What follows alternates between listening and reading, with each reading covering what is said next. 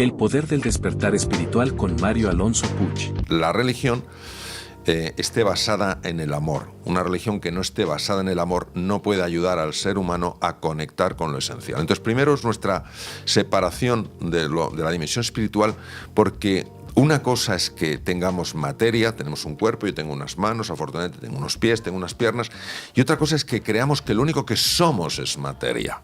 Tenemos un cuerpo, pero no somos solo cuerpo.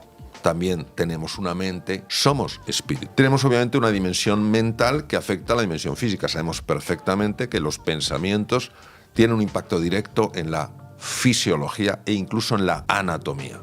Y tenemos una dimensión que es una dimensión espiritual. Entonces, en ese camino al despertar hay que recorrer las tres dimensiones. Si nosotros no cuidamos el cuerpo, es muy difícil que podamos llegar más lejos. Te revelaré 5 aprendizajes de gran valor que nos comparten en una conversación el Dr. Mario Alonso Puig y la Dra. Carmen Alegría sobre el poder del despertar espiritual para transformar nuestra vida. Escuchar al Dr. Mario Alonso será siempre fascinante por su gran capacidad de comunicar y cómo él nos ayuda a aclarar nuestra mente, cuerpo y espíritu con sus sabias palabras. Así que te invito a no perderte estos 5 aprendizajes. 1. El camino del despertar. El despertar es un proceso de retorno a casa, una metáfora que ilustra cómo abrir los ojos del alma para ver la realidad más allá de la ilusión. Mario Alonso P., junto con la Dra. Carmen Alegría, explican cómo este viaje implica reconocer la separación de la dimensión espiritual y cómo aprender a reconectar con ella. Sí, El Camino del Despertar es mi último libro, es el libro que he escrito obviamente en mi época de mayor madurez, no solamente por la juventud que ya acumulo, que es bastante, sino por las experiencias que he tenido a lo largo de los años, y de alguna manera he querido reflejar ese camino de vuelta a casa. El camino de despertar es un camino de vuelta a casa, y esto se puede explicar muy fácilmente con una metáfora. Cuando uno por la noche se acuesta y se duerme, tiene la sensación de que está viviendo una realidad. Sin embargo, es una ilusión, es una realidad ficticia, y puede encontrarse en el lugar más distante y además sufriendo cosas terribles.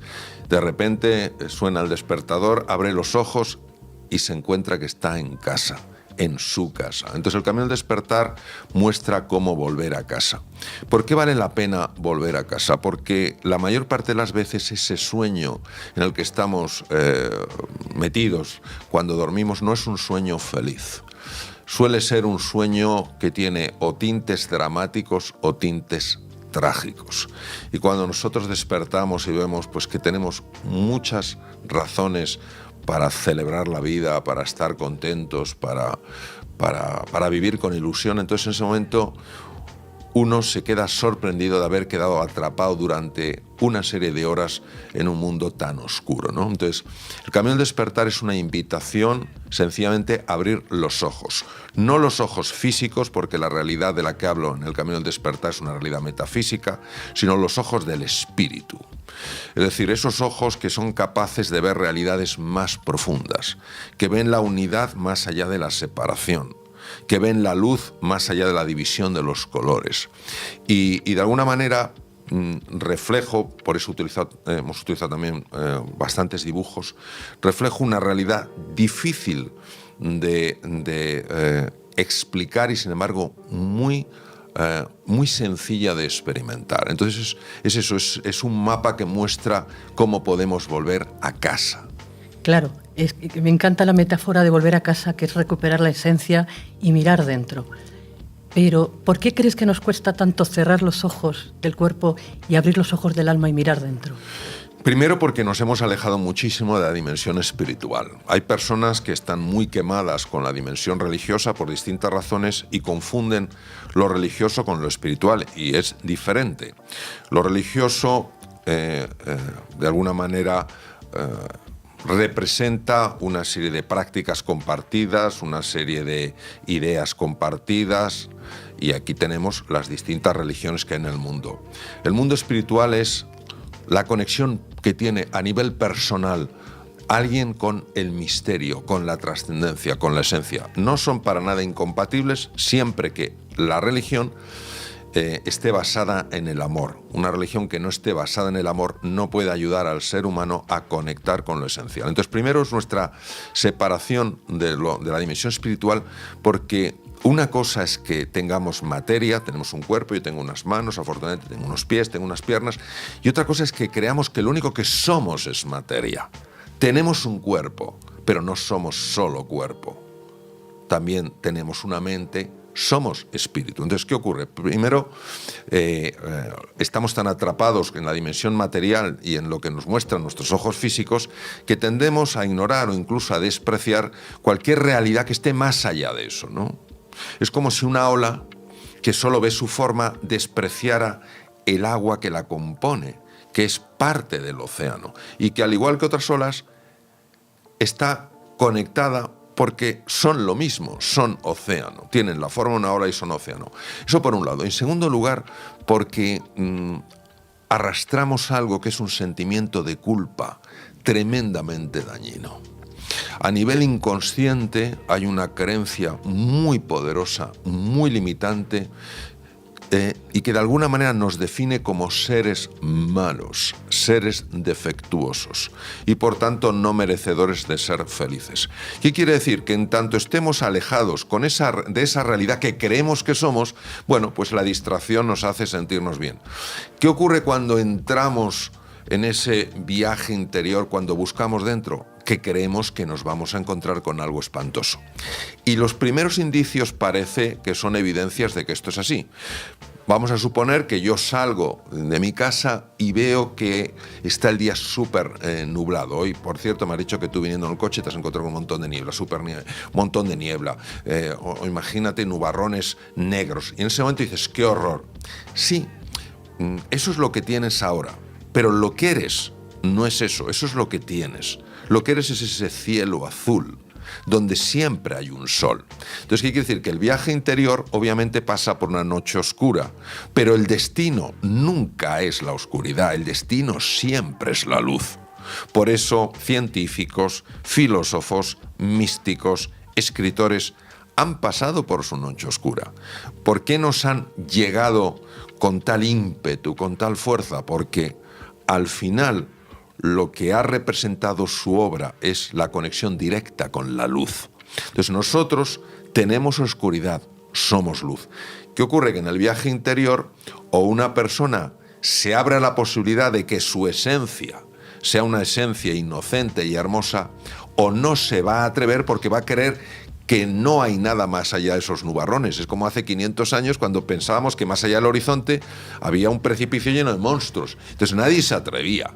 Hasta que Colón y un grupo de valientes marineros demostraron que no solamente no había un foso lleno de monstruos, sino que había no ya un camino a las Indias para traer las valiosas especias que se cultivan allí, sino todo un continente, o sea, un continente como América. Entonces, claro, esto es lo que nos estamos perdiendo por creer que en nuestra esencia no anida la hermosura, la grandeza y la bondad, sino la oscuridad. 2. La importancia del cuidado del cuerpo. Se resalta la necesidad de amar y cuidar el cuerpo como un primer paso en el camino del despertar. Se destaca que el cuerpo no es solo materia, sino también una entrada al espíritu. Mario Alonso enfatiza cómo el cuerpo lleva la cuenta de nuestras experiencias y cómo su relajación y bienestar son fundamentales para conectar con las otras dimensiones. Y para trascender esa oscuridad de la que hablas, para abrazar la incertidumbre, para entender la diferencia entre religión y espiritualidad que hablabas hace un momentito también, ¿es necesariamente obligatorio hacer el camino desde la espiritualidad o nos sirven también otras técnicas alternativas? Vamos a ver, nosotros tenemos que distinguir en la condición humana, en la naturaleza humana, tres dimensiones. Una, la dimensión física. Nosotros los médicos, cuando nos encontramos con una persona enferma, tenemos que ver qué le duele, qué síntomas tiene, qué signos tiene e intentar descubrir qué órgano está fallando y de qué manera está fallando. Y esta dimensión es importantísima. Tenemos obviamente una dimensión mental que afecta a la dimensión física. Sabemos perfectamente que los pensamientos tienen un impacto directo en la fisiología e incluso en la anatomía. Y tenemos una dimensión que es una dimensión espiritual. Entonces, en ese camino del despertar hay que recorrer las 3 dimensiones. Por ejemplo, una persona que descuide por completo su parte física, que es lo que hizo curiosamente Sakyamuni Buda, el primer Buda, Gautama Siddhartha, siguiendo lo que hacían los brahmanes, que era considerar que el cuerpo era como la cárcel del alma y lo dañaban y estuvo a punto de morir. Por eso, si nosotros no cuidamos el cuerpo, es muy difícil que podamos llegar más lejos. Porque, fíjate qué curioso, Carmen, el cuerpo, que es tan material y tan físico, es la entrada al espíritu. Ni más ni menos que la gran científico norteamericana Candice Pert, la descubridora de los receptores opiáceos en las células. Ella dijo que el cuerpo era el inconsciente. Yo la escuché a ella en Los Ángeles y dije, qué bárbaro lo que acaba esta mujer de decir. El cuerpo es el inconsciente. Y de hecho hoy sabemos que el cuerpo lleva la cuenta. Nuestra experiencia está grabada en nuestras células, en nuestros músculos, en nuestro tubo digestivo, en nuestras vísceras en general. Entonces, es el cuerpo. Entonces, lo primero que hay que hacer es conseguir que el cuerpo sea un cuerpo relajado, sea un cuerpo que se destense, que se aflojen esas corazas neuromusculares, que no somos conscientes de ellas porque nos hemos acostumbrado. Es decir, como quien lleva una mochila, le van poniendo piedrecitas, una a una, y no se da cuenta, y al final va doblado y dice, no, yo soy así, no es que tienes una mochila que pesa 20 kilos, y pues vas doblado, ¿no? Entonces, yo creo que lo primero que necesitamos es amar nuestro cuerpo. Amar nuestro cuerpo, es decir, tratarlo bien desde el punto de vista del descanso, desde el punto de vista de la nutrición, desde el punto de vista del ejercicio físico, desde el punto de vista de la postura. Y cuando nosotros hacemos eso, también estamos empezando a conectar con las otras dimensiones porque están como vasos comunicantes tremendamente interconectadas. Una vez que tú has conseguido esta conexión con el cuerpo, tienes que ir a la segunda dimensión, que es la dimensión de la mente. 3. El poder de la mente y la meditación. Se aborda la tendencia de la mente a viajar al pasado o al futuro, generando preocupación y ansiedad. La meditación se presenta como una herramienta poderosa para reconectar con el presente y mejorar la salud mental. Se destaca que la mente influye directamente en la percepción de la realidad y que la práctica de la meditación puede mejorar la eficiencia y el manejo de datos. ¿A qué me refiero? El gran problema de nuestra mente, por una serie de errores que hay en ellas, como si se hubiera metido un virus en un sistema informático, es nuestra tendencia a ir al pasado o ir al futuro. Y cuando vamos al pasado o al futuro, ese viaje no es un viaje inocente. ¿Qué nos traemos del pasado? Que reflexionemos todos los que estamos aquí en esta conversación, ¿no? Los que estamos físicamente y los que estáis virtualmente. Cuando nos vamos al pasado, ¿qué traemos realmente? El gran viaje que hicimos. No, normalmente lo que nos traemos son los viejos resentimientos, cargas emocionales que no hemos conseguido desprender, viejas culpas, viejos lamentos. ¿Y cuando nos vamos al futuro? Que nos vamos a anticipar las maravillosas vacaciones que haremos o el gran proyecto que tenemos. Sí, alguna vez sí, pero la mayor parte de las veces angustiarnos con lo que puede venir. Entonces, hoy sabemos que para poder reconectar con nuestra esencia tenemos que estar en el presente. Por eso la meditación tiene hoy en día tantísimo interés, porque es nuestra forma de reconectar con el presente. Curiosamente, se activan circuitos diferentes cuando uno está en el pasado, en el futuro, en el presente, y cuando se activan los circuitos del presente, la red ejecutiva central, mejora la salud, mejora la eficiencia en el manejo de datos. Entonces, 4. El amor como elección y sanación. Se explora la distinción entre el amor como sentimiento y el amor como elección. Mario Alonso P. explica cómo abrirse a la posibilidad de amar, incluso cuando resulta difícil, puede transformar las relaciones y sanar heridas emocionales. Se enfatiza que el amor incondicional es un proceso de elección y disposición, no solo un sentimiento. Y ya nos vamos acercando a la dimensión espiritual. La dimensión espiritual tiene fundamentalmente 2 ramas. Una es el amor y otra es el perdón. No podemos avanzar en la dimensión espiritual si no crecemos en el amor y no crecemos en el perdón. Y aquí es donde entran figuras de las que hablo en el libro, figuras arquetípicas que nos ayudan de una manera visual a representar en qué consiste ese amor, en qué consiste ese perdón. Por tanto, no es que el único camino sea el camino espiritual, es que la dimensión espiritual es parte del camino. ¿Quiere decir que la dimensión corporal no cuenta? Ya hemos visto que cuenta y mucho. ¿Quiere decir que la dimensión mental no cuenta? Claro que cuenta. y cuenta mucho. Es decir, no podemos obviar que cuando es la persona la que está viajando lo que la constituye, su cuerpo, su mente y su alma. Nosotros tenemos que entender la importancia del lenguaje. El lenguaje en el ser humano afecta directamente a lo que percibimos. Y si no somos capaces de hacer distinciones, no podremos cambiar nuestra percepción. Es decir, esta mesa, por ejemplo, tiene un precio y también tiene un valor. El precio es el que sea, lo que haya costado comprarla. El valor es que nos permite tener ese despertador delante, que nos permite tener el libro delante, que nos permite tener un resumen de las preguntas delante. Entonces, nosotros tenemos que hacer en el amor una distinción de lo que es un sentimiento a lo que es una elección.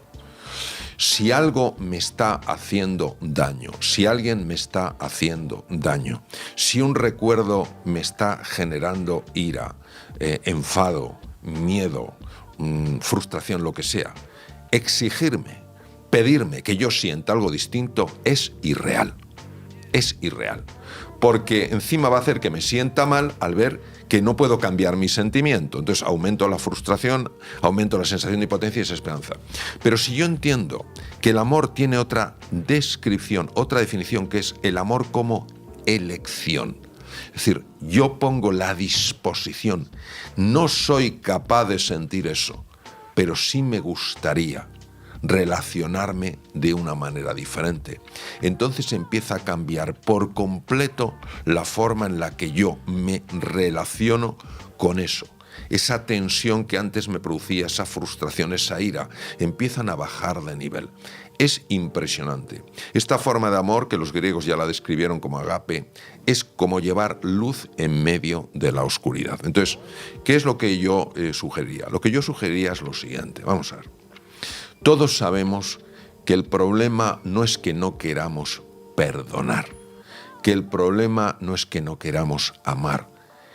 El problema es que no sabemos cómo eliminar ese bagaje afectivo que tenemos grabado en nuestras vísceras, en nuestros músculos. Querríamos, pero vemos que no podemos. Entonces esto nos genera muchísima frustración. Cuando nosotros entendemos que el amor es como un rayito de luz que se abre paso entre la más pequeña de las grietas, lo único que hay que hacer es abrir una pequeña grieta. Y esa grieta es tener la disposición a. Me gustaría, pero no puedo. Tengo la disposición a. Basta esa pequeña invitación, esa pequeña grieta, para que empiece a entrar esa luz. Y claro, recordemos el impacto que puede tener una pequeña luz cuando hay mucha oscuridad, ¿no? Entonces, yo te diría que ese es el camino. Porque el camino del despertar es el camino de aprender a amar. Y obviamente, cuando hablamos de amar, no hablamos de amar lo fácil. Amar aquello que nos parece imposible de amar. Y amar es transformar. Esto es una cosa que, claro, con nuestro sistema operativo mental resulta como ridículo. Y sin embargo, las personas que han sido capaces de amar de esa manera han sido capaces de sanar heridas que parecían imposibles de sanar. Han sido capaces de transformar vidas que parecían imposibles de transformar. Entonces estamos hablando de la medicina más poderosa que existe y a la vez la más desconocida. Me gusta una pregunta que haces en tu libro, de qué ocurre cuando metes en el mismo recipiente el miedo y el amor, o el odio y el amor. Es una pregunta que cuando uno la lee se choca porque dices, ¿y qué va a salir de aquí? Claro. Y que es fantástico después cuando ves el resultado. Claro, es que esto es una de las cosas más contraintuitivas que yo he visto a lo largo de mi vida. Y la razón es porque intentamos resolverlo con un nivel de conciencia que no es un nivel de conciencia óptimo. Claro, dices, vamos a ver, si tú metes miedo y metes amor... Parece incompatible. Claro, dices, son incompatibles. Esto está basado en algo que se llama la mente dualista, es decir, lo uno o lo otro. El agua y el aceite son incompatibles. Entonces, vamos a suponer que fueran compatibles, bueno, pues ganará un poco más uno de ellos. A lo mejor tendrás un poquito menos sodio y un poquito más de amor. Depende pero del día. Depende del día. Y ese es nuestro error, porque cuando nosotros nos damos cuenta, y esto habla maravillosamente el taoísmo de Lao Tzu, el yin y el yang, cuando nos damos cuenta de que más allá de la dualidad existe una unidad completamente distinta a lo que había, entonces nos abrimos a una realidad completamente diferente. Suelo poner un ejemplo muy básico, yo lo aprendí de Gerald Edelman, tuve la ocasión de estar con él hace años, Premio Nobel de Medicina. Él hablaba del oxígeno y el hidrógeno. El oxígeno y el hidrógeno podríamos pensar que están enfrentados. Sin embargo, cuando se conectan con condiciones de presión y temperatura adecuados, surge algo nuevo que es el agua. Ninguna propiedad ni física ni química del agua pueden ser deducidos de los gases de partida. Lo que surge de la combinación entre el amor y el odio, es decir, de trascender, entre el amor y el miedo, de trascender, de ir más allá de ello, es creatividad, es alegría, es entusiasmo, es confianza, es paz interior. ¿De dónde ha salido eso? Bueno, ¿de dónde salió el agua? De que en lugar de verse el oxígeno y el hidrógeno como dos extremos, como dos polaridades incompatibles, se han visto como tremendamente complementarios. Entonces, encontrar esta complementariedad donde parece que lo que hay rivalidad, eso para mí es el arte de los artes. A mí me gusta llamarlo, en el libro lo llamo así, la alquimia del universo. La alquimia. Porque la alquimia es la antigua ciencia medieval que buscaba convertir el plomo, cualquier metal, en oro. Bueno, la alquimia del universo es maravillosa porque convierte el odio en conexión, el miedo en amor, la desesperanza en alegría. O sea, cosas tan absolutamente sorprendentes que para nuestra mente tan racional, tan limitante, tan anclada al hemisferio izquierdo, es una absoluta imposibilidad. Pero quiero que penséis, todos los que nos estáis ahora escuchando, cuántas cosas se consideraban hace años que eran imposibles y luego hemos visto que era posible. 5. El camino hacia el mago interior. Se introduce la figura del guerrero como aquel que mantiene la presencia y la fuerza ante las adversidades, permitiendo la transformación personal. Se describe como el mago, representando la energía femenina, interactúa con el niño herido interior, brindando una acogida amorosa y sanadora. Se destaca la importancia de abrazar y aceptar al niño interior como parte del proceso de crecimiento y sanación. ¿Qué tenemos que hacer para pasar de ser guerreros a ser magos? La figura del guerrero y la figura del mago son figuras arquetípicas. Un arquetipo es una imagen que tiene una gran connotación afectiva en nosotros. Es decir, de alguna manera basta que tú traigas esa imagen para que salga de ti una fuerza especial. ¿Por qué? Porque esa imagen está en el inconsciente y está conectada con sentimientos, con experiencias y con emociones. Las dos figuras arquetípicas por excelencia en el camino del despertar, hay muchos arquetipos, yo he elegido dos porque para mí son sin duda los más representativos, son el guerrero y el mago. ¿Qué es el guerrero? ¿Quién es el guerrero? El guerrero es una persona, un hombre, una mujer, que deciden no salir huyendo cuando se encuentran frente a lo que no les gusta ver de sí mismos, sus sombras. Tampoco se quedan bloqueados, no toman una actitud sumisa, ni se enfrentan, ni se enfadan, simplemente se mantienen. Esa es la figura arquetípica del guerrero. No es un guerrero agresivo, es un guerrero pacífico, pero es un guerrero, es la fuerza del carácter, es la presencia, es no me muevo, no me muevo. Ni me vuelvo una persona sumisa, ni salgo corriendo, no me muevo.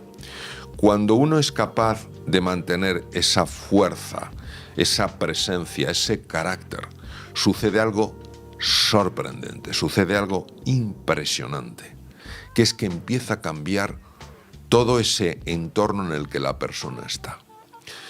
Hasta ahora se estaba enfrentando con cosas que tendían a asustarle, por eso le llamo en el libro los dragones o los demonios, y le invitaban o a bloquearse o a tomar una actitud sumisa o salir huyendo. Ahora se ha quedado quieto, se ha mantenido, ha aguantado el tipo. Y los dragones o los demonios, en sentido arquetípico, desaparecen y aparece una puerta. En realidad son una puerta. De hecho, en los países budistas de los Himalayas, el Tíbet, Bután, etcétera, en la ascensión a los monasterios a veces te encuentras figuras que son como demoníacas, con unos dientes horribles, unas miradas espantosas. Y lo que te dicen es que tienes que ser capaz de ver en ellos no algo que te asusta, sino algo que te libera. Por tanto, la relación con ellos es lo que les cambia a ellos. Yo no me enfrento a ellos, soy más fuerte que tú, no huyo de ellos, ni tampoco me quedo bloqueado. Yo me mantengo firme ante ellos. Y de alguna manera ellos empiezan a cambiar y donde había ese monstruo, ese dragón, ese demonio, se abre una puerta. ¿Y quién sale de esa puerta? Sale nuestro niño herido. Todos, lo sepamos o no, acarreamos traumas, microtraumas, desde que somos pequeños. ¿Y esto por qué? Porque todos aspiramos a un amor incondicional, que es el que conocimos antes de tener esta forma material, y esto no te lo da casi nadie. Entonces tenemos ese trauma, tenemos esa herida. Incluso hay personas que han sufrido mucho por causa de otras personas. Entonces sale el niño herido. El niño herido es el niño que se ha defendido generando esos dragones, generando esos demonios, y ahora se ve desnudo ante una persona. Esa persona le abrazará o le despreciará. Y ahí es donde aparece la figura del mago. El guerrero representa en el taoísmo la energía yang, la energía masculina, mientras que el mago representa la energía yin, la energía femenina. Y si lo llevamos a los hemisferios cerebrales, el yang sería el hemisferio izquierdo del cerebro y el yin el hemisferio derecho. Entonces, ¿qué ocurre? Que es ese abrazo maternal, es esa acogida. Yo te quiero no por cómo eres, no por los traumas que tienes o dejas de tener, no por tu mal temperamento, yo te quiero por quién eres. Y en ese abrazo es donde se produce la sanación del niño herido, ¿no? La sanación de nuestras heridas emocionales. Por eso, el mago no puede entrar si antes no le ha abierto el camino el guerrero, porque el mago no lidia con los dragones. El mago tiene que interactuar con el niño herido, y para eso tienen que haber desaparecido los dragones. Los dragones no desaparecen si no ha mantenido ese guerrero una presencia fuerte. Te escucho y me emociona porque creo que todos tenemos dentro nuestro niño, y lo importante es que aprendamos a abrazar ese niño desde la aceptación absoluta y lo curativo que debe de ser. Resaltan la importancia de reconocer y abrazar nuestras dimensiones físicas, mentales y espirituales para iniciar un proceso de despertar y transformación personal. Únete a la comunidad del 1%, a los que están dispuestos a pagar el precio del éxito. Suscríbete hoy mismo a Mentalidad Top y sé parte de una comunidad exclusiva, soñadora y disciplinada. Únete a este espacio seguro donde el dolor se transforma en poder y la adversidad en oportunidad. Al suscribirte no solo formarás parte del canal, sino que también te comprometes a cuidar y a nutrir tu mentalidad diariamente como lo hace la gente que hoy en día ya gozan de sus resultados. Te estaré compartiendo entrevistas que realmente harán de tu vida altamente exitosa, que tengas ganas de trabajar en ti hasta alcanzar tus metas sin importar cómo se encuentren tus emociones hoy. Formar parte de nuestra comunidad es más que un clic de suscripción, es un paso a tu amor propio y estar dispuesto a invertir en tu mente, nuestra principal herramienta. Suscríbete ahora y déjame acompañarte en tu proceso de crecimiento personal.